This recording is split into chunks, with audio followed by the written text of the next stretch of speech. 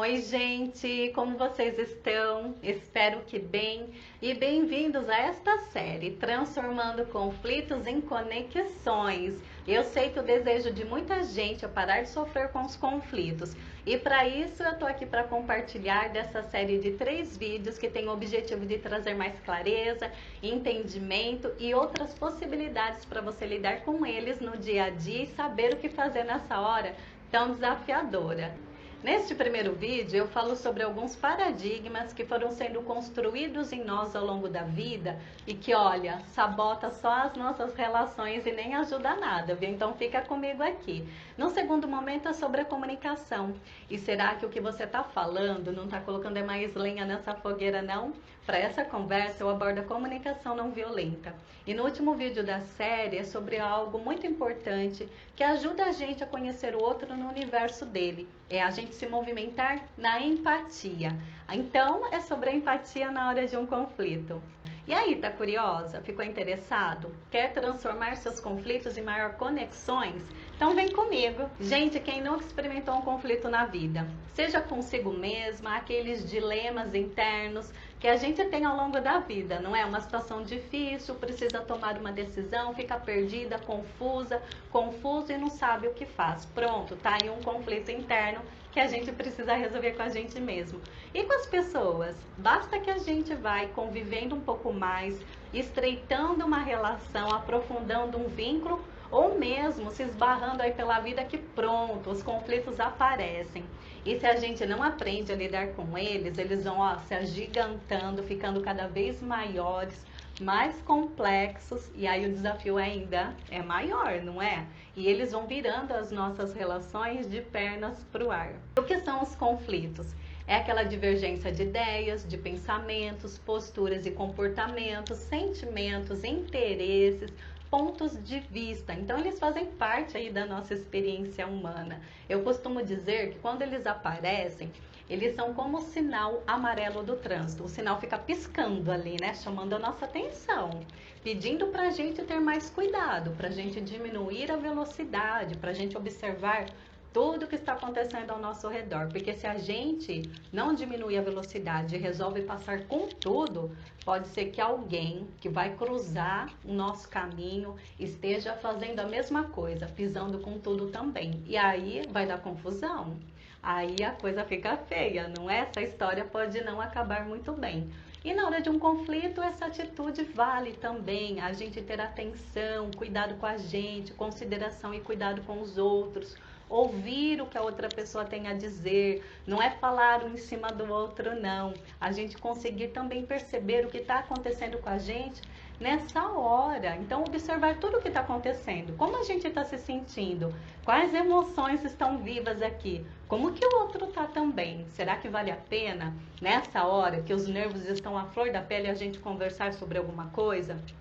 Será que não é melhor ter uma estratégia que cuida da gente, pode cuidar do outro, como dizer, olha, eu percebo que eu estou muito irritada agora, eu não estou conseguindo nem pensar. Será que a gente não pode conversar daqui 1 hora, daqui 2 horas? Assim eu tenho um tempo para me acalmar, para refletir e a gente volta com mais calma e tranquilidade conversar depois? Olha, isso é uma estratégia que eu uso, que funciona. Então eu tenho essa estratégia aí de me cuidar primeiro.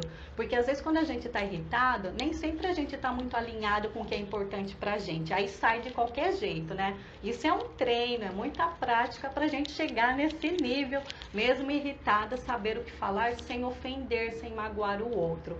Então os conflitos, gente, eles também não são esse bicho de 7 cabeças, esse monstro que pintaram pra gente, não. Eles são ricos, são positivos, inclusive são necessários. Parece estranho, né? Muita gente tem medo, pavor de um conflito. Como assim ele é positivo? Ele é necessário. Pois bem, ele pode trazer pra gente mais autoconhecimento e conhecer o outro no universo dele também.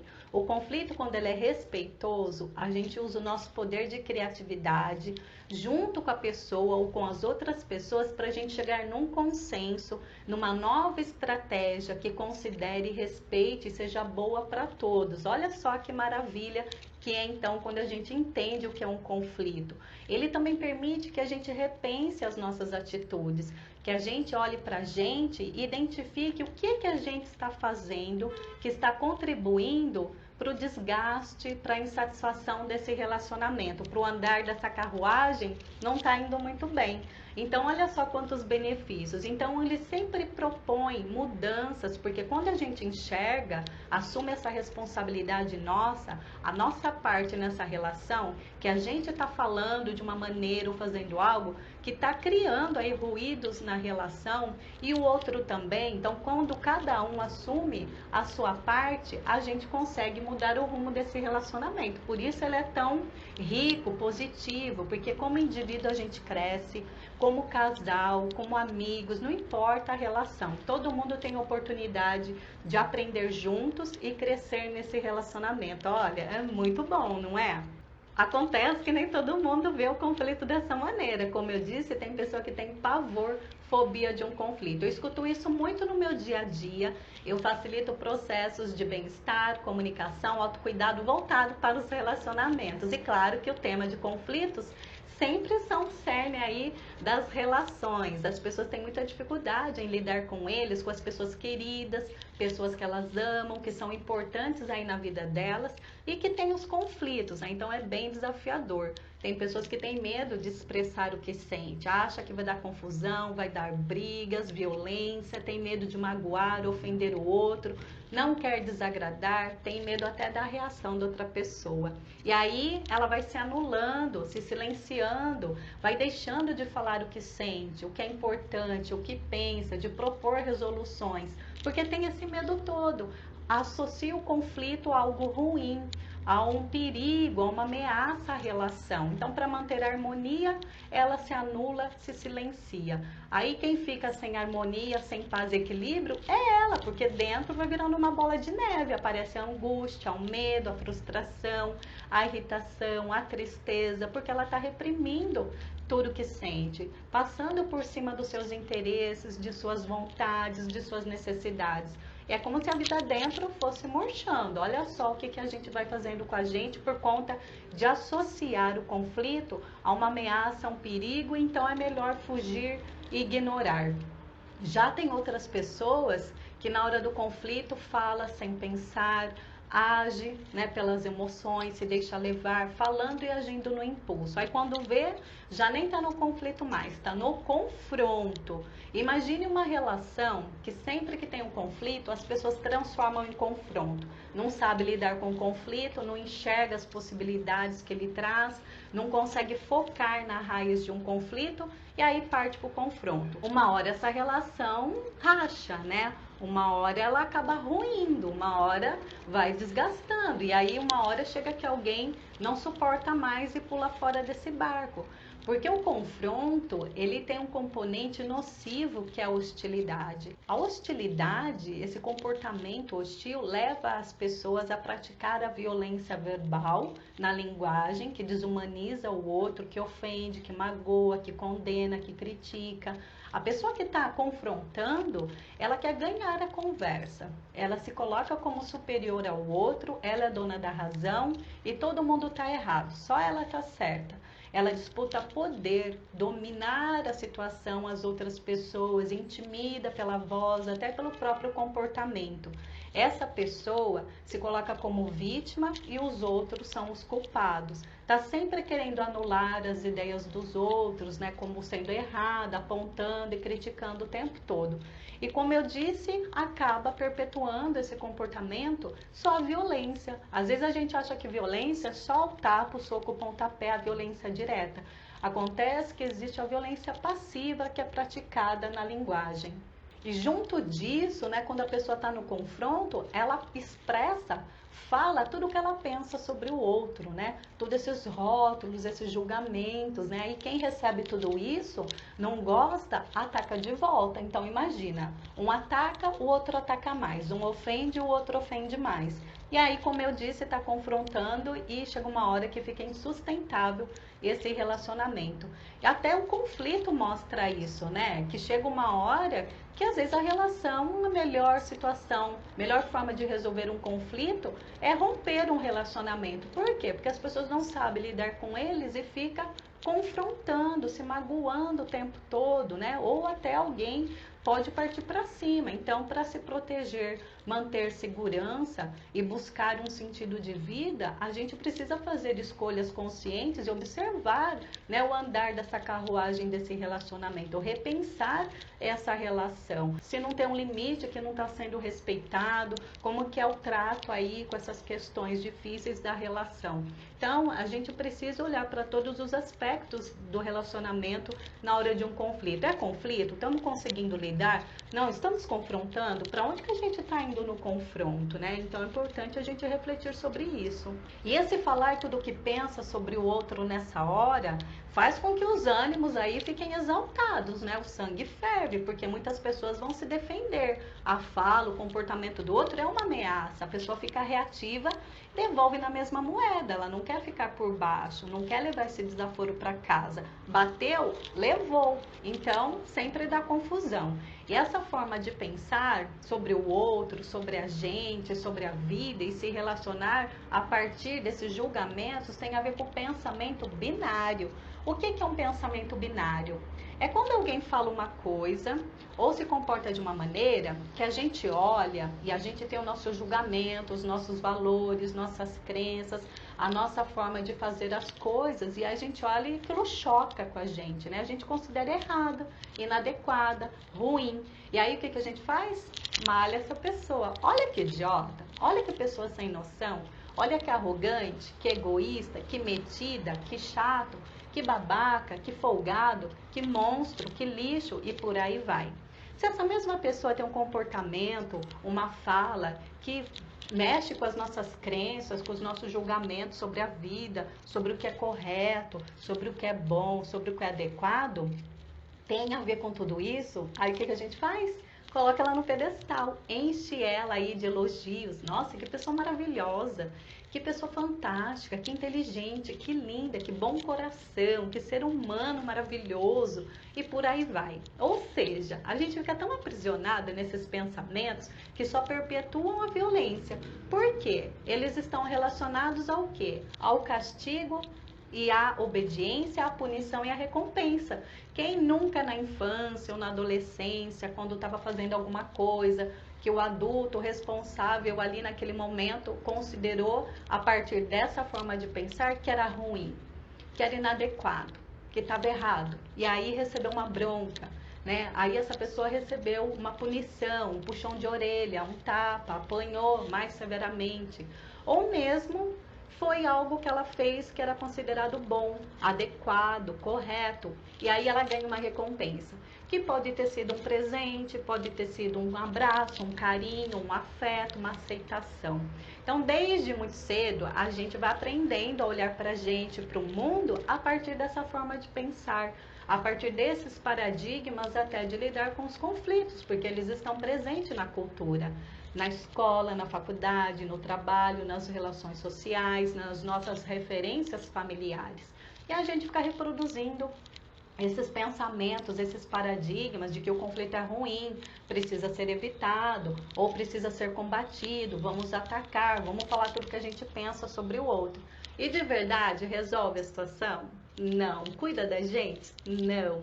Olha, por experiência própria e pelas experiências que eu vejo aí pela vida das pessoas próximas a mim e até mesmo no meu trabalho, as que compartilham comigo suas histórias, né, que elas querem mudar essa situação, elas também percebem que essa forma de pensar sobre o conflito, fugindo ou atacando ou colocando tudo para fora dessa forma que a gente pensa, não resolve, não cuida. Eu também já ataquei quando eu era ofendida, eu me defendi atacando tratando de volta, alguém invadia minha privacidade, eu não gostava, eu ficava brava, e a pessoa ficava mais brava ainda, alguém não respeitava as minhas escolhas, aí eu ficava também irritada, aí o jeito que eu falava também magoava, a pessoa me magoava ainda mais. Então eu percebia que eu não tinha essas habilidades, assim como essas pessoas que conviviam comigo. E não era uma relação específica, era na família, os amigos também não, no trabalho, nas relações amorosas. Então a gente repete sempre esses padrões, né, que está na cultura, nessas referências todas. É natural a gente experimentar conflitos, porque a gente diverge, a gente pensa diferente, a gente tem os nossos valores, as nossas crenças, e elas aparecem, né? A gente traz tudo isso na hora de um conflito.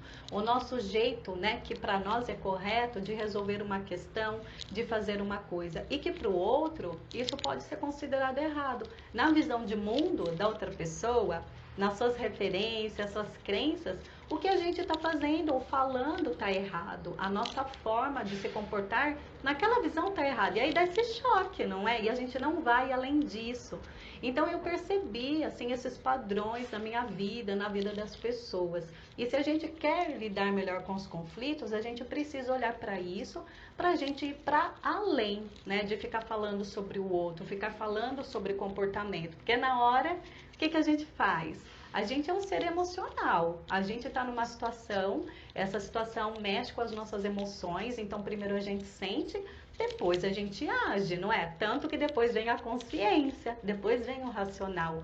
E às vezes a gente se arrepende, não é? Do que falou, do que fez, pegou pesado, não deve ter feito isso. E aí a gente usa desse pensamento binário para se avaliar, para se julgar, para se rotular. Olha como eu sou idiota, olha o que eu fui fazer, o que eu falei, não devia ter falado isso, olha como que a pessoa está agora. Percebe como a gente está presa nesse modo de ver as coisas, de pensar, e que só perpetua a violência, porque desumaniza a gente, desumaniza o outro, né, pela violência. Por quê? Porque essa forma de ver a vida não está conectada com o que é mais importante para a gente, com a verdade genuína que está lá na raiz do conflito, que são as nossas necessidades.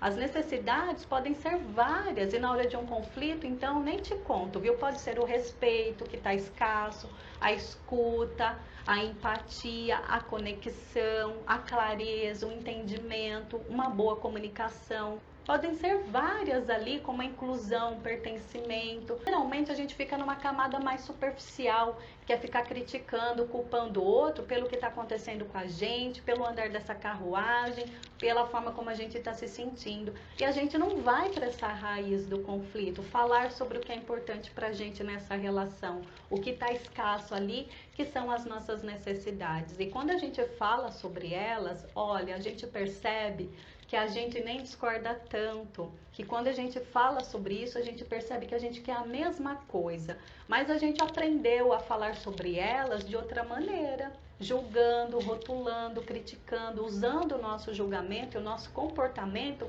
para falar sobre o que é importante. Então não vem com clareza. A gente não fala, olha, eu estou triste porque respeito para mim é muito importante. A gente não fala como a gente está se sentindo, não tem conexão com os nossos sentimentos. E a gente não busca as nossas necessidades para falar desse jeito. Quando eu falo, eu estou triste porque respeito para mim é importante, eu estou falando de como eu me sinto e da minha necessidade. Eu não estou falando, olha, você não me respeita.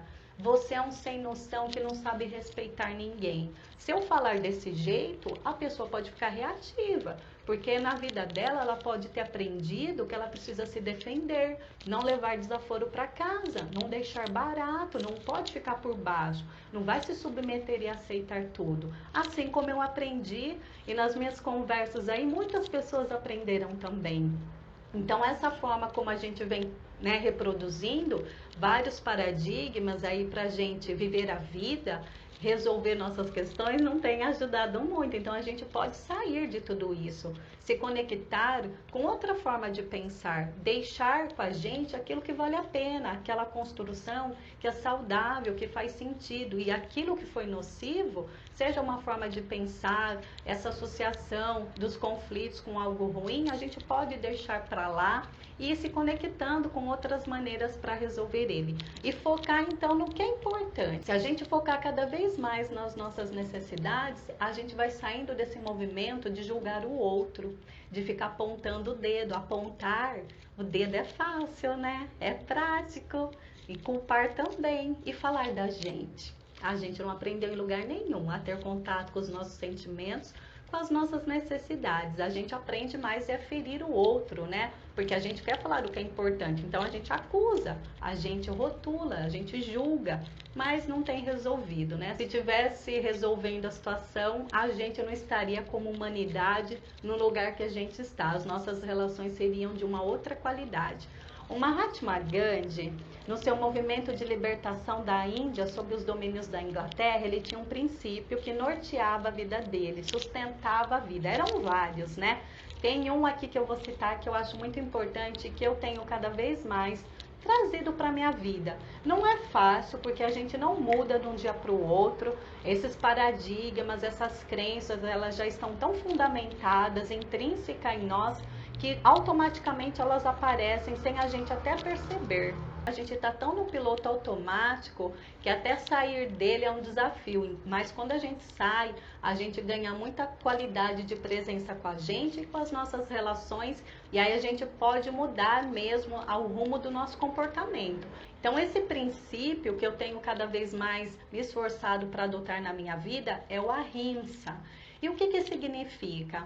Eu contenho em mim, eu resisto em mim ao ato, ao desejo, à gana de ferir o outro, seja na minha expressão ou seja na minha atitude, de conter então a violência, porque aquilo que eu falo, aquilo que eu faço, meu comportamento tem consequência na vida do outro, né? Então fere, né? Chega, afeta outra pessoa, e claro que vai voltar para mim, porque se eu estou atacando, alguém me ataca de volta, aquilo que eu falei teve consequência, a consequência voltou para mim. Então a gente vai assumindo a responsabilidade pelo que a gente sente e até na nossa comunicação, comunicando de forma mais responsável aquilo que é importante para a gente, sem ferir, sem magoar, e tudo isso é possível. Basta que a gente tenha consciência de como a gente está, como a gente pode se cuidar e como que a gente pode falar de uma maneira respeitando. E claro que se a gente fala das necessidades, a gente já está neste caminho de desconstrução, de criar mais conexão com o outro, mudar o rumo das nossas relações.